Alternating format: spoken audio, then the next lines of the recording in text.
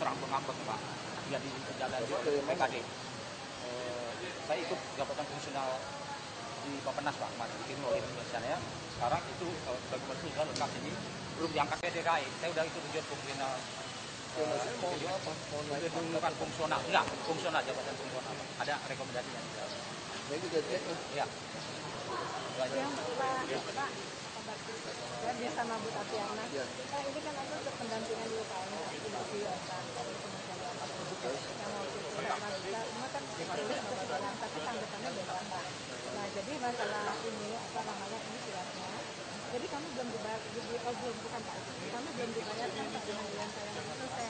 Itu sebenarnya hanya koordinasi antara kadernya dengan Kaban kan kalau NPWP.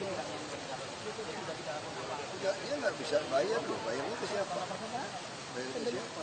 Ada kontrak nggak buat bayar? Waktu itu kan ada, dan saya udah menyelesaikan ini ke Kadis, Pak Kadis bilang kami nggak tahu menang ada anggaran dari kementerian. Logikanya, Pak, logikanya kalau Kadis Tahun berapa? tahun 2015 masa Kadis Wah, nggak kalau tahu? udah lewat nggak tahu ya. Dia sekretaris dia tahu kok. Kalau udah lewat nggak bisa Bu. Tapi ini kan Pak ulang. Kalau dari kementerian itu udah balikin, nggak bisa. Udah, benar. Nggak bisa. Ini kan Pak hanya karena ulah dia tidak koordinasi dengan Kadis dan tidak koordinasi dengan Kadis gitu loh Pak. Sebenarnya kalau Kadis waktu itu koordinasi Nggak biasanya ya. Saya nggak belain orang saya, saya kan cek. Betul, iya. Orang saya juga nggak suka proyek dari pusat titip kita keluar duit, kita nggak suka. Jadi saya ngerti, saya di Komisi 2. Iya.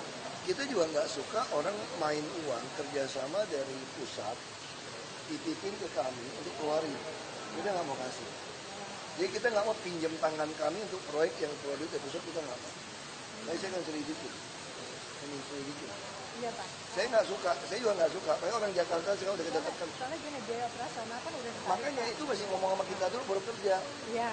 Kalau nggak ngomong kita nggak mau. Jadi soalnya tahu Bu, kita nggak tahu apa yang terjadi Ibu sama pusat, numpang kita keluar duitnya, kita nggak mau. Berarti kita kan kepanjangan tangannya dari dinas. Makanya saya bilang mesti ngomong dia dulu, kalau nggak dia kita nggak mau. Itu yang masalahnya di situ. Jadi personnya dong Pak yang dia ngambil ke Ya, makanya kementerian tidak ngomong sama dinas. Makanya kita juga bilang sama kementerian nggak usah kasih duit ke DKI lagi deh, capek kita. Betul, kita nggak mau lagi duit pusat main-main itu betul. Jadi terus mana Pak yang Ya nggak bisa, yang kita nggak bisa, nggak bisa. karena Kan itu kan tanggung jawab kita, kamu gugat dia aja udah. gugatnya gimana orangnya udah pindah ke calon lain. Ya makanya ibu gugat dong kalau gitu, kalau merasa dirugikan dia. Teman-teman sih juga ada Makanya saya bilang nggak bisa, lagi jangan main-main uang pusat di kita itu kita nggak mau lagi. kita kan karena sudah diundang dari dinas Pak. Makanya ibu gugat dia, kejar dia dong. Oh, gitu. Iya, kenapa ada permainan kayak gitu? Ya, kalau di tangannya gimana? Ya, hukum aja. Iya bang. Halo bos. Mana? Thanks. Iya. Apa kabar? Iya. Ini ada. Sorry. Gimana? Masuk aku ada tamu loh nunggu. Ya, ini penemuan ini apa untuk penyerapan air untuk green untuk Jakarta gitu. Untuk apa? Untuk pedestrian. Pedestrian gitu. Jadi Kalau atau kapak pedestrian.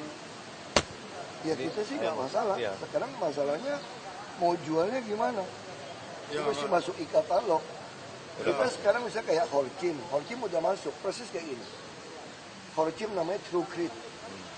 Jadi kita bikin trotoar, kita nggak mau susun konblok lagi. ya, Langsung dia gelar ginian, dia semen. Terus semennya itu ada pori. Ya. Itu langsung dia hitung per meter berapa. Ya. Ah, Ya. itu langsung. Ya itu dia punya semennya berpori ya. Kalau ini semen konkret biasa, kekuatannya ini jauh lebih tinggi. Enggak, makanya enggak. Saya cerita itu, Ah. maksud saya gini loh. Kita mah cincai aja, kalau lelang susah. Nah, Lu daftar ke e-katalog RKPP, gua nggak usah lelang. Lu tinggal bilangin 1 meter per meter yang berapa, gua bayar langsung kerja langsung bayar. Asal di e-katalog RKPP. Maksud Pak Yus tuh mau presentasikan untuk Gua udah tahu, bener. Aku udah ngerti benar. Itu udah gelar. Nah, sekarang caranya gimana? Lu bisa lolos nggak RKPP e-katalog? Lu kalau lolos, ya, gua udah, bayar. nanti dilewatin proses saja prosedur. Lu kalau lelang belum tentu yang menang juga lu. oh nggak masalah, kita nggak masalah. Yang penting saya punya idealisme gini Pak. Jakarta ini harus menjadi kota pertama di dunia yang terapkan ini. Gitu. Kita udah terapkan di tempat. Bapak pernah lihat nggak alat berat kita nangkring di jalan sekarang? Mau tanya lu pernah lihat nggak ada perbaikan jalan nangkring alat berat jalan? Nggak pernah. Betul kita kerja berapa jam sekarang? Langsung kering semua. 7 jam. Jadi jam 10 kita bongkar nih, Transjakarta. Jam 5 udah buka. Serius. Di dunia cuma 2 yang pakai, Kanada sama kita pertama kali mulai. Bener loh, kita bayar mahal. Jadi bukan ini silakan aja. Yang penting IKTO LKPP. Pasti ini lebih murah, jauh lebih Iya murah. maksud saya pasti IKTO LKPP. Ini ada undangan furniture international. Itu bisa hadir tanggal Mau super dulu deh. Boleh dulu deh. 11. Ya, thank you ya. 11 itu. Thank you ya. Sorry, udah. Apa ada ini aja Pak, ini mau bicara juga sih sebenarnya. Tapi ya udah nanti apa. Ini Pak, sekarang kan kemarin Pak Jokowi bilang yang impor ilegal itu. Ya. Sekarang kita memakainya dulu Pak. Tommy sampainya, Tommy sampainya ya Bang. Gue udah kenal dia. Gue bilang, bukan gue ngomong sombong, perintah negara ini, lu nggak bisa santun, lu kalau nggak berani potong orang, nggak jalan. Lu ke Jakarta, kok gue nggak galak aja berantem orang bisa jalan. Lu lihat sekarang banjir sekarang. Lu kalau nggak, Jadwalin ya. Pak Jokowi yang buka. Kita tetap disposisi Pak. Ntar kita masukin undangan biar ada. Nah, ego kita.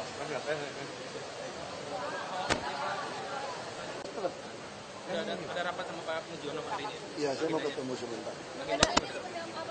Agendanya Pak. Agendanya mau ngomongin apa, Pak? Nggak tahu, mau dengar laporan aja. Kita nggak tahu, kamu kan yang pasti kan 2014 sudah ketemu. Nah saya nggak tahu apa sisa 2014 atau memang yang baru, saya nggak tahu. Udah ada perusahaan Pak yang bilang perusahaan pemilik dia gitu. Saya nggak tahu, makanya saya nggak ngerti secara logika. Kalau cuma panjang seperti ini, kalau kabel yang ada terkelupas, orang masang kabel baru pun tidak sebanyak itu jumlahnya gitu loh. Ini, tapi kalau dibilang menuduh orang yang masukin, dia masukinnya kapan? Dia masukinnya kapan gitu loh. Memang tengah malam mungkin nggak ada sendiri, bisa aja masuk. Saya nggak tahu, makanya saya nggak bisa jawab. Tapi yang jelas, kulit kabel ini menutup saluran mengarah ke Kali Krukut. Nah ide ini baru saya agak kaget ketika ada satu wartawan, nggak tahu wartawan biasa dia bilang, Pak, Merdeka Utara tenggelam nah Pak, Merdeka Selatan pasti tenggelam hujan. Saya kaget, karena dalam pikiran saya itu nggak ada cerita istana tenggelam. Selama waduk fluidnya udah Mindua, Pasar Ikan mesin oke, Gunung Sari oke.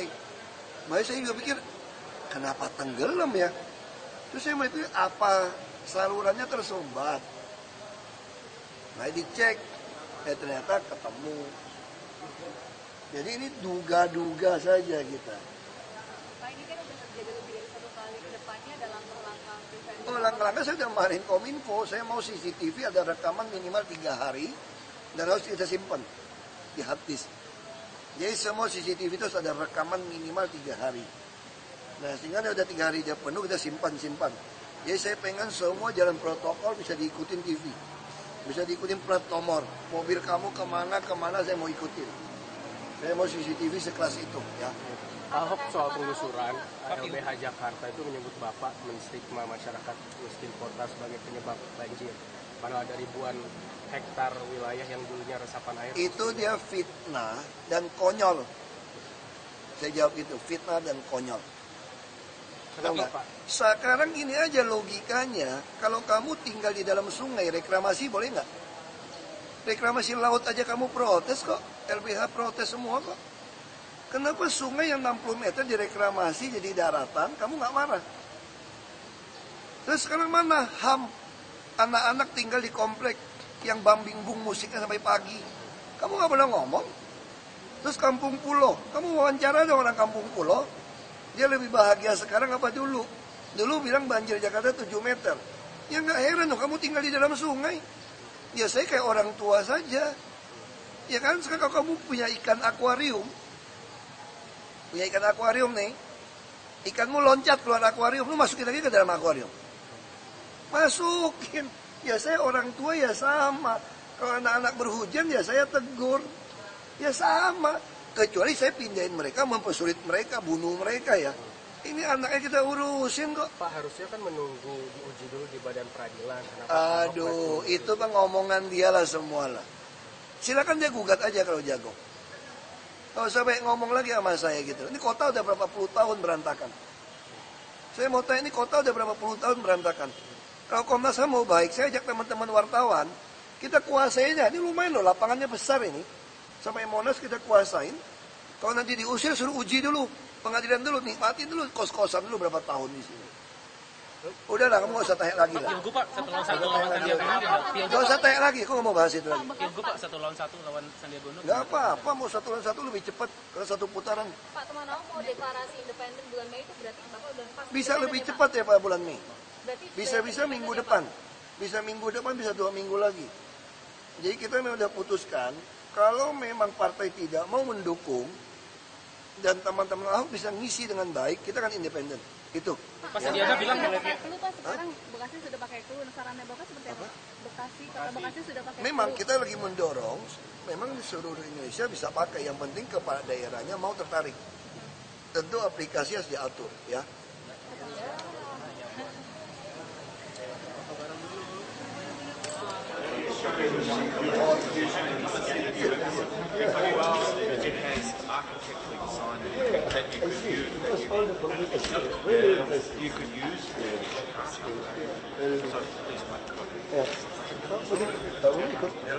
Hotel apa? Pak, jadi tujuannya ini awalnya apa Pak?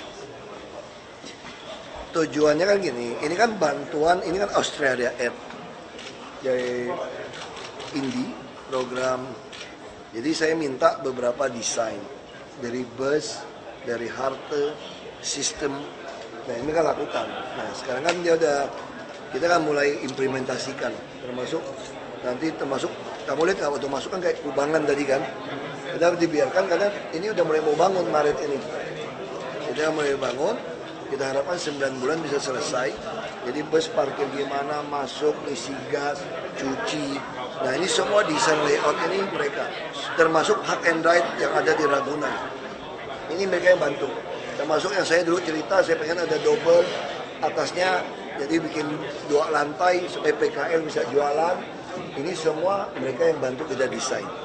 Nah jadi sekarang udah selesai, tentu Australia yang bantu kita, dubesnya mau lihat. Karena dia mau lihat, ya saya datang temanin. Selama ini kan memang beliau yang bantu, kita terima kasih. Dan saya juga belum pernah lihat kantor Jakarta. Ya ini kayak seperti itu. Saya Pak dubesnya sekarang. Pak, itu kan busnya kan banyak yang...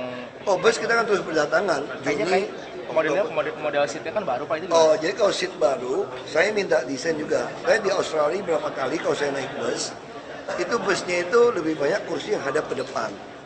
Nah, misalnya contoh busnya kecil. Kalau kamu kelas menengah, kita mulai masuk ke perumahan-perumahan mewah. Dia mau nggak naik bus yang duduknya hadap-hadapan?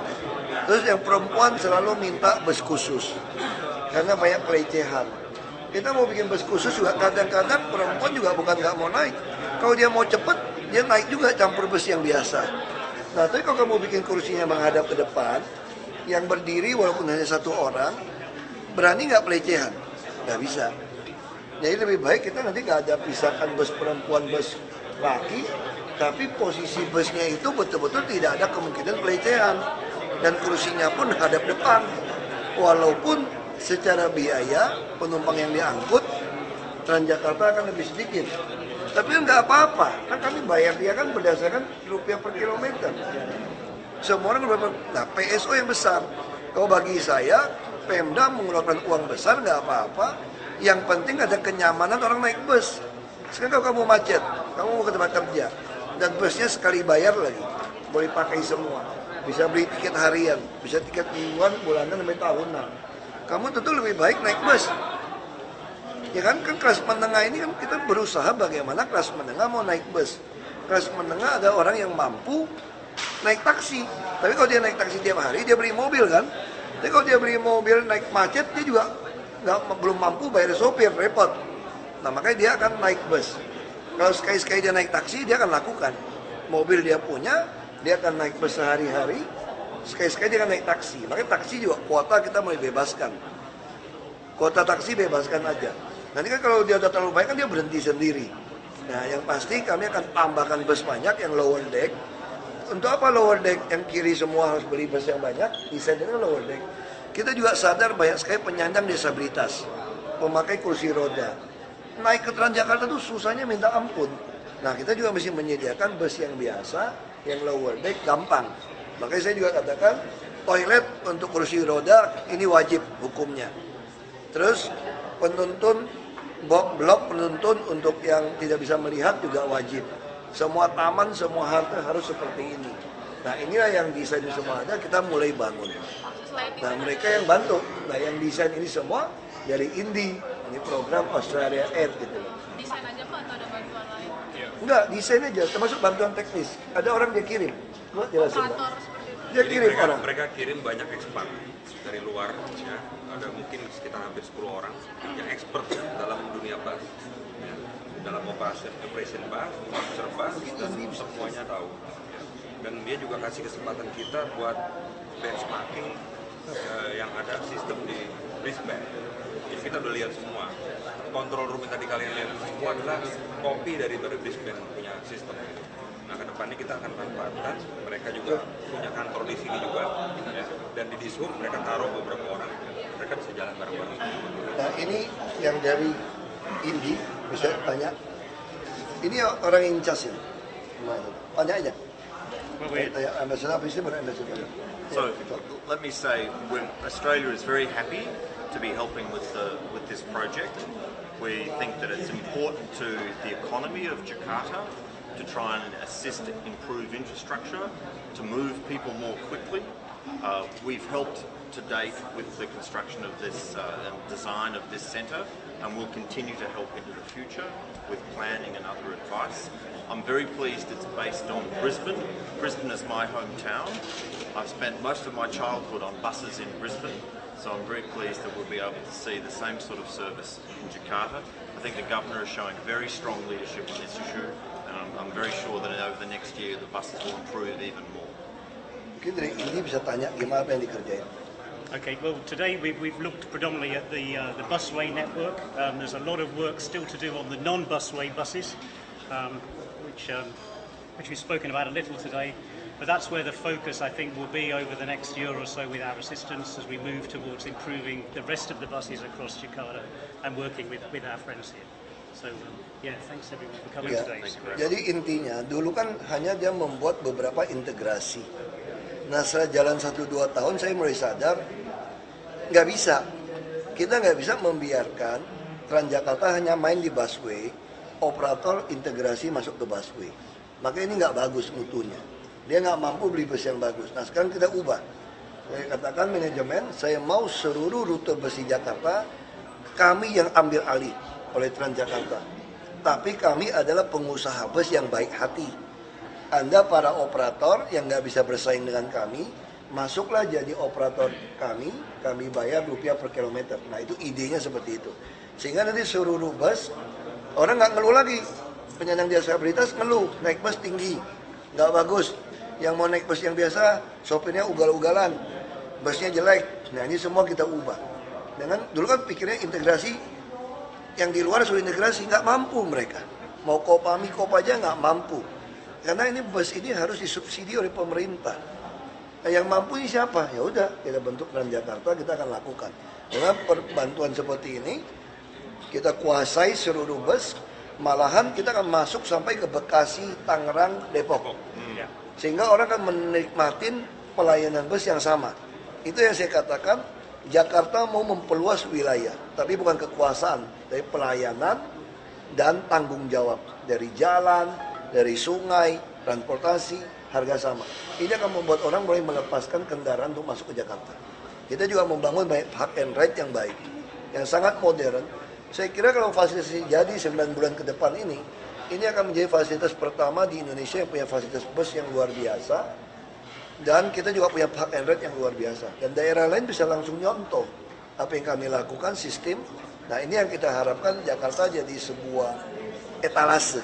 Orang lihat, belajar, dia jadi baik. Ini udah mulai bangun ini. Jaya Konstruksi mulai bangun. Jadi April tadi itu mulai peresmian atau udah 9 bulan dari sekarang? Kalau yang stasiun busnya 9 bulan jadi. Ini mulai pembangunan. Kalau yang halte kapan mulai bangun yang di Ragunan? Yang Ragunan kita lagi desain dan langsung jalan nanti. Karena kita lagi hitung soal yang Pak Gubernur minta ada kios-kios buat pedagang kaki lima sekitar, kita lagi desain ulang masalah itu. Termasuk Harta berapa contoh yang bisa lakukan? 250 bisa nggak? 228 halte. Kita akan rubah kita konsepnya. akan rubah semua. Tahun ini. Yang ada PKL-nya itu ya Pak? Iya, kita pengen ada PKL apa? Ada fasilitas. Iya, karena PKL kan mau mendekatkan diri ke tempat orang ramai. Kalau comment center yang tadi bagaimana Pak? Comment center, bagi saya comment center gitu ya biasa-biasa aja sih, udah biasa. Kita udah punya kayak gitu sejak ITS, cuma bedanya sekarang mereka tuh kontrol jumlah penumpang. Sekarang kalian bayangkan, kita menghapus, melarang beroperasi 150 bus per 1 Februari. Per Februari. Begitu masuk, buang aja yang jelek-jelek. Logikanya penumpangnya turun nggak? Busnya dibuang kan? Ternyata penumpangnya naik. Dalam sejarah bus Transjakarta selama 10-11 tahun nih udah. Selama PT berdiri, Pak. PT berdiri ya. Hanya belum pernah capai 317 sejak PT. Nah ini capai kemarin 29. Artinya bus berkurang kok penumpang nambah. Kepercayaan masyarakat naik. Karena mereka yakin bus yang kami sediakan pasti yang terbaik. Kalau nggak sesuai KIR kita outkan. Dan pengaturan penumpang ini yang penting. Jadi comment center bukan comment centernya bagi saya. Orang yang duduk tuh prototin apa enggak? Itu yang saya marah sama direksi. Kamu punya comment center ngapain? Masa mesti saya teriak-teriak dari ruangan saya? Saya juga punya comment center bus Transjakarta. Di ruangan saya punya. Masa mesti saya yang teriak? Bus kamu kok mepet banget sampai 5-6 gitu loh. Kok yang lain jaraknya kosong? Terus kamu nggak pernah komentar, makanya saya marah. Kalau kereta api saya maklum, nggak mungkin dong pindahin kereta api keluar rel. Ini bus kan tinggal suruh pindah kok kamu nggak lakukan. Terus ada CCTV begitu banyak. Penumpangnya diatur dong. Karena penumpang ini nggak yakin bus akan datang. Jadi begitu satu bus datang, dijejerin sampai penuh, setengah mati. Pas bus yang kedua datang, kosong. Karena orangnya nggak pernah mau ngatur, nggak diplototin. Padahal di dalam bus juga ada CCTV, dia bisa plototin. Makanya sekarang kita kerja sama Clue, masyarakat bisa lapor nih, kepadatan di Hartanya berapa.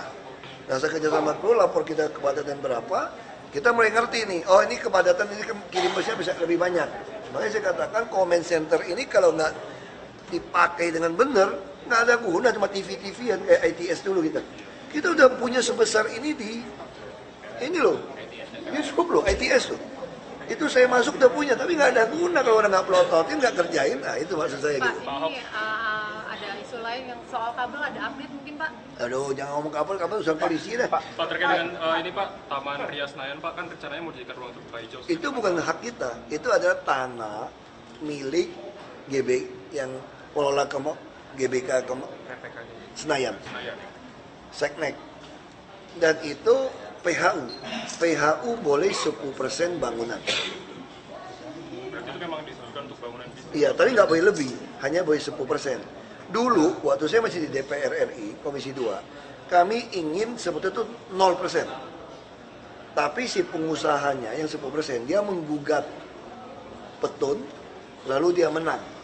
Karena dia menang, mau nggak mau kami harus mengizinkan dia bangun, tapi hanya boleh 10%. Berarti untuk saat ini tidak akan dijadikan ruang terbuka hijau Pak ya? Tetap 90-nya. Ya, tadi kita pengen tuh total 100%. Sehingga gedung DPR MPR jadi bagus. Jadi dari RRI, TVRI itu langsung taman semua, nggak ada bangunan. Itu urusan bisnis. Mereka diselesaikan kapan Pak? Mereka nggak kerja. Mereka yang kerja. Ya swasta punya kok juga. Pas soal Swasta di Jakarta Pak. Dia kerjasama sama Seknek.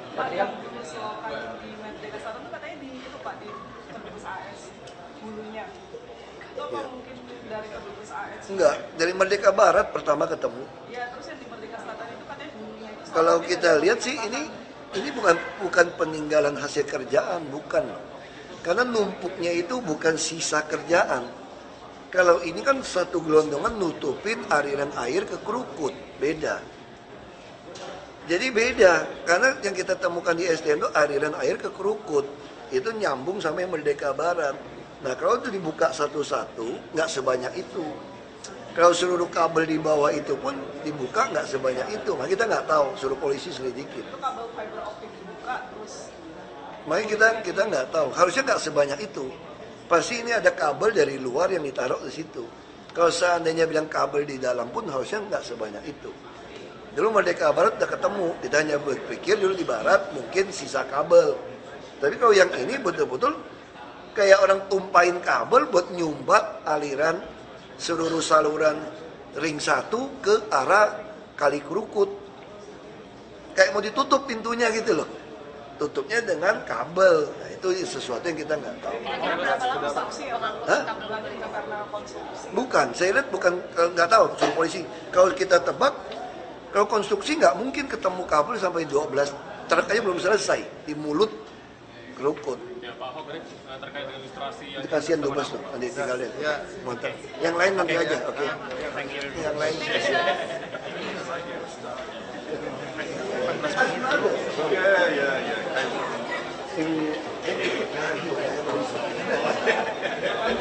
Bagus.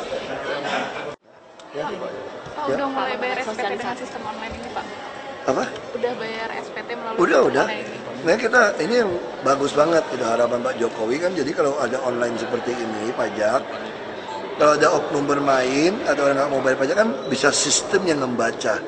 Kamu bayangin kalau nggak online, kayak masukin, gimana cara kita mau analisa? Kalau ini bisa di-linkkan semua. Kamu bayar sekian, usahanya apa, rumahnya di mana, biaya hidup berapa, jadi bisa nyambung. Ya online ini juga petugas nggak perlu ketemu orang. Kalau ada petugas macam-macam yang ini nggak benar, semua orang bisa lihat. Nah saya kira ini harapan Pak Presiden hari ini diwujudkan. Beliau kan di Palembang untuk resmikannya. Bagus ini. Untuk acara sosialisasi seperti ini apa akan diadakan lagi untuk masa untuk lebih halayak umum? Kita sering kalau ada, kadang kita di mall berapa kali, Mangga 2, yang Imani, kita pernah di Tanah Abang. Dan waktu itu sosialisasi soal 1% pajak final. Nah ini penting, saya harapkan memang kita makin lama makin sadar untuk bayar pajak. Terus kalau dulu punya persepsi kita nggak jujur, uangnya nggak bisa dilacak, kan udah kita buktikan. Nanti bertahap kan, anggaran udah kita mulai dengan e-budgeting. Nanti saya yakin ke depan, nasional pun APBN akan jadi e-budgeting. Sehingga dari seluruh rakyat bisa memonitor semua sistem uang yang diterima. Kalau sekarang kan belum, nanti pasti Pak Jokowi akan jalankan seluruh Indonesia e-budgeting. Nah kita jadi model nih, Jakarta. Nah, tahun depan kita akan mulai bikin plate-nya. Udah ada jelas seperti apa. Template-nya ada. Nah, kalau template-nya ada, nanti orang akan ikut. Jadi seluruh Indonesia bisa sama, bisa dibandingin. Dan ini semua dibuka transparan sebagai open data. Nah, anak-anak muda dengan aplikasinya bisa melacak, melihat, membuat aplikasi. Dan setelah nasional, pasti APBN akan mengarah ke e-budgeting. Nah, ada pajaknya udah online, dengan elektronik, APBN e-budgeting bisa diawasin semua orang. Ini akan membuat bangsa ini jadi kuat. Itu harapan Presiden seperti itu. Itu sebagai bentuk pertanggungjawaban juga ya Pak ya? Oh iya, jadi orang suka kan, kita meningkat banyak sekarang pajak. Setelah kita buka transparan, ini meningkat banyak ini. Pajak-pajak kan langsung naik 90% lebih. Meningkatnya berapa persen Pak? Saya nggak tahu nilainya, cuma tanya sama bagian pajak. Yang pasti, sampai bulan ini aja dibandingkan dengan tahun lalu, bulan yang sama, pajak yang PB restoran itu sudah naik 25% lebih pemasukannya. Bulan yang sama dengan tahun lalu? Iya. Jadi kan artinya apa? Orang makin sadar, kamu juga nggak mungkin nilep juga sekarang. Nanti semua rekening bank dibuka. Makanya lagi tunggu undang-undang pengampunan pajak kan. Kalau itu ada orang laporkan, ya kita mulai babak baru lah pemerintah kita ini. Sama-sama jujur, bayar pajak. Pemerintah juga jujur, pengusaha juga jujur, masyarakat juga jujur. Nah ini kan membuat kita punya uang yang cukup. Kira-kira gitu harapan Presiden. Terkait yang dinas tata air kan sekarang lagi ini dan Merdeka Utara Pak, ternyata ditemukan sedimentasi di dalamnya. Dan di gorong-gorong itu akan ada instruksi untuk semua kita udah minta semua bersihkan. Makanya saya kan curiga waktu orang bilang istana akan tenggelam. Tenggelam gimana? Waduh fluidnya -2 kok. Dicek salurannya ketemu kabel. Kabel ini bagaimana? Siapa yang naruh? Saya nggak tahu. Makanya polisi lagi membentuk tim untuk kerja. Yang pasti ini bukan sisa kabel. Kalau sisa kabel itu 17 truk. Udah 17 truk nih. Terus siapa yang mau buang kabel? Kalau kabelnya bisa dijual. Ini pasti ada unsur kesengajaan. Jadi kita nggak tahu siapa. Nah ini urusan polisi. Kalau menurut Bapak itu kesengajaannya untuk apa Pak? Saya nggak tahu. Pencurian atau? Nggak ngerti saya. Bisa juga supaya kasih tahu saya untuk keluarin duit karena banjir di istana, saya nggak tahu, bisa aja. Atau pengen bikin sumur resapan di sekitar Monas. Mungkin mencoreng pemerintahan gitu Pak, pemerintahan Bapak. Saya nggak tahu. Bisa juga orang yang keki sama saya kan, nggak tahu. Tapi yang ditemukan pagi ini kan disedimentasi Pak, maksudnya bukan kabel gitu Pak. Ya makanya kita akan cek. Makanya kita akan cek ulang. Kalau kayak gitu kita akan minta inspektorat cek. Dulu pernah nggak keluar uang? Dulu kan 1 triliun lebih kerja bersih-bersih saluran. Nah 1 saluran pun dikerjain apa enggak? Kalau masih makanya kita mesti cek. Saya nggak tahu. Ada nggak proyek pembersihan saluran yang biasa tuh mereka suka penunjukan langsung. Dipaketin di bawah 200 juta gitu banyak. Ratusan sampai ribuan proyek yang di bawah 200 juta. Nah bisa aja mereka tunjuk nggak dikerjain. Itu kan berarti korupsi. Nah kalau terindikasi seperti itu, kita akan laporkan pejabat yang tanggung jawab untuk kita pidanakan. Untuk program magang yang baru dibuka untuk periode ini Pak, kesan-kesannya? Ya kita ini udah periode ketiga yang resmi yang buka besar-besaran. Nah hampir 400 orang ngelamar. Saya nggak tahu kali ini berapa yang ngelamar, kita hanya terima 30-40. Beberapa kan yang sambil mau dapat beasiswa ke luar negeri, nunggu berangkat Agustus, mau ambil S2, S3, dia magang dulu.